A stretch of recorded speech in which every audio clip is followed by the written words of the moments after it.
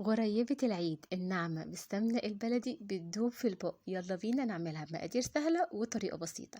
على كوباية ونص من السمنة تكون ساقعة هنزل عليهم كوباية الا ربع من السكر الباودر ورشة من الفانيلا. هضربهم بالمضرب لحد ما السمنة والسكر قوامهم يتضاعف وتبقى هش وكريمي ولونها فاتح بالشكل ده. بعد كده على 3 كوبايات وربع من الدقيق، وهو ده المقدار المظبوط بتاع الدقيق على الكمية اللي احنا عاملينها.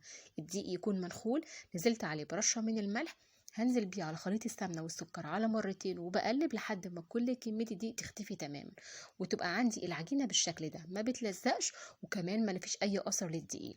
بنبدأ بعد كده بناخد كور من العجينة حسب حجم حبة الغريبة اللي احنا عايزينه.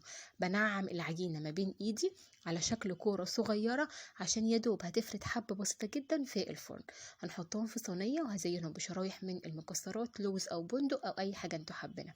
فرن سخن على 160 او اقل من المتوسطة لحد ما الغريبة تاخد لون اشقر فاتح من تحت، وبعد كده بنخرجها بتكون جاهزة. ما تدوهاش لون اكتر من كده، نسيبها تهدى تماما قبل ما نخرجها من الصينية. احتفظوا بيها في علبة نظيفة واستمتعوا بغريبة مظبوطة ناعمة وبتدوب في البق، هتطلع معاكم مظبوطة كل مرة. استنوا لسه باقي وصفات اللي هنعملها مع بعض. ما تنسوش تتفرجوا على فيديو الكحك. كل سنة وانتوا طيبين.